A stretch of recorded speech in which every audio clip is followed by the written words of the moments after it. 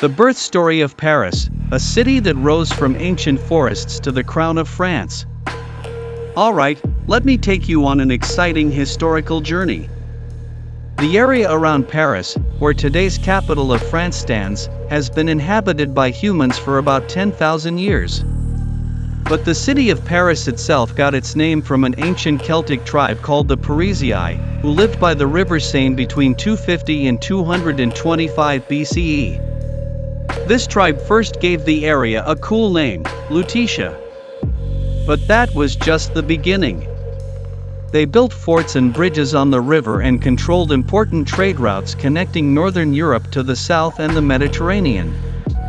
That brought money and wealth flowing fast, and they even minted their own gold coins. But the richer they got, the more the Romans set their eyes on them. In the 50s BCE, the Romans decided to conquer these lands, and in 52 BCE, in the bloody Battle of Lutetia, the Parisii were defeated.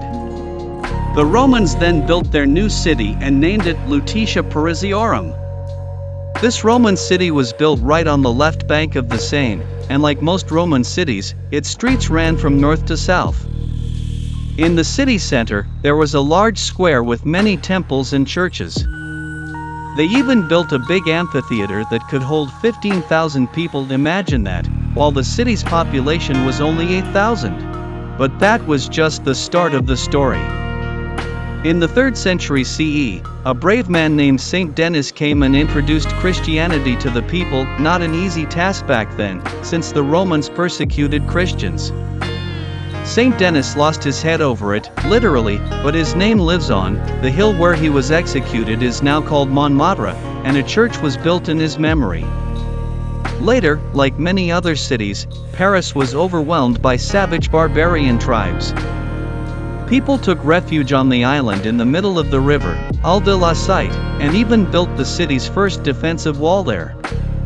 With the fall of the Western Roman Empire, things got tougher. But a heroic woman named Saint Genevieve encouraged the people to defend the city and became the patron saint protecting Paris.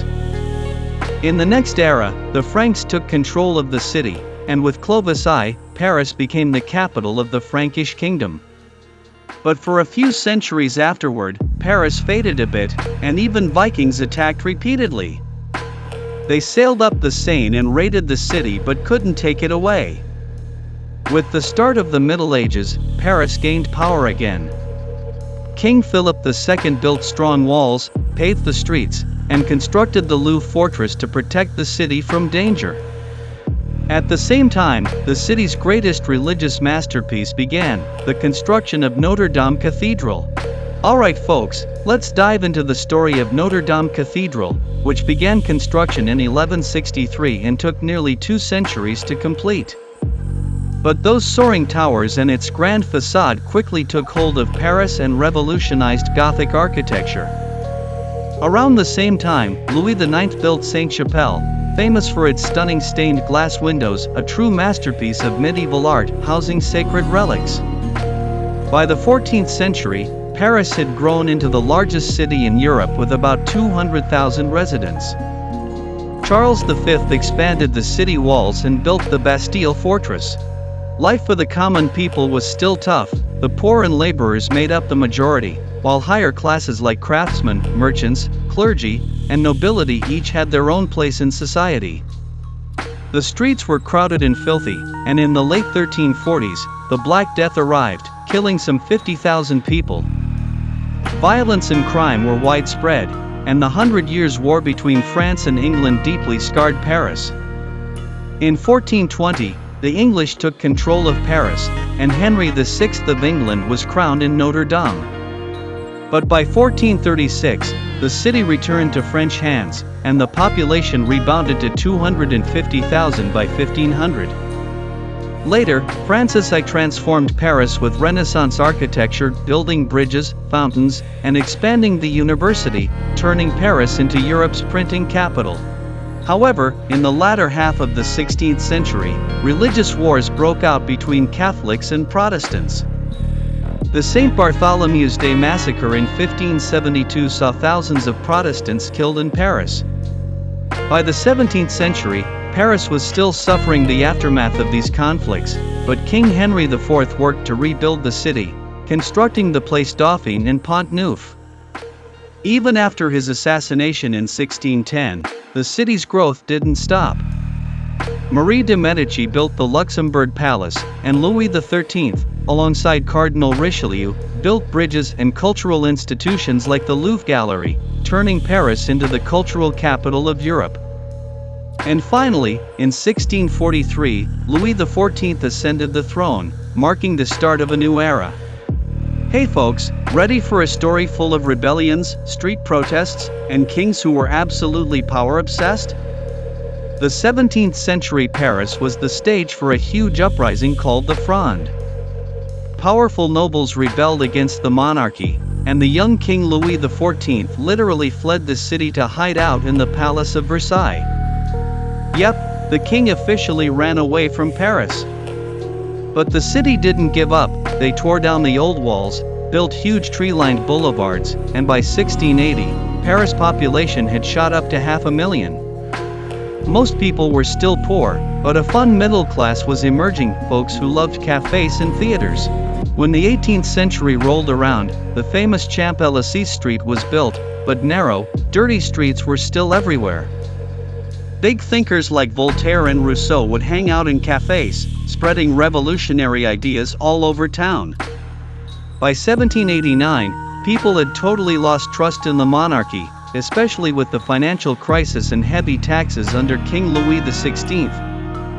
That summer, a huge street revolt kicked off and the French Revolution ignited. 10 years later, Paris was the heart of the world's biggest revolution. King Louis XVI's head rolled under the guillotine, and the city was soaked in blood and chaos. Then in 1799, a young general named Napoleon Bonaparte staged a coup and grabbed power. Napoleon wasn't happy just being a general, he crowned himself emperor. He started reshaping Paris like ancient Rome, building bridges, victory columns, and the Arc de Triomphe. After Napoleon's defeat in 1815, foreign armies occupied Paris. The Bourbons returned, but another revolution soon erupted, and Charles X fled. Louis Philippe became the citizen king, but people's problems didn't disappear. Poverty and discontent sparked street uprisings, including the 1832 rebellion that inspired the novel Les Miserables.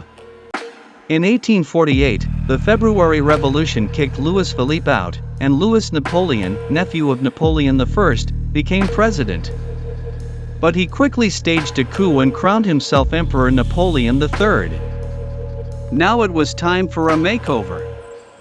Napoleon III teamed up with the city's cool mayor, Georges Haussmann, to expand Paris, build wide boulevards, parks, and turn the city into a stunning, modern palace.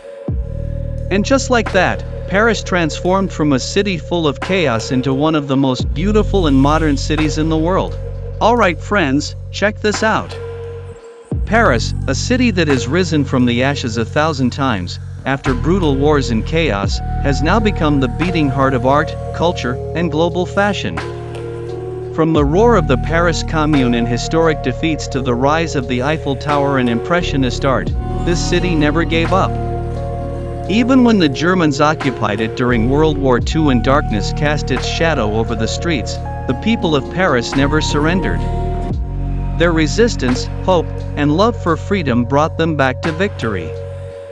Now, Paris isn't just a city, it's a symbol of resilience and human strength. A city that, after every wound and every harsh rain, has come back stronger, more beautiful, and more captivating than ever. So next time you see those narrow streets and lively cafes, remember, every cobblestone in this city tells a story of passion, resistance, and a dream that never dies. Paris, the city of instability, turned into an unbeatable hero of history.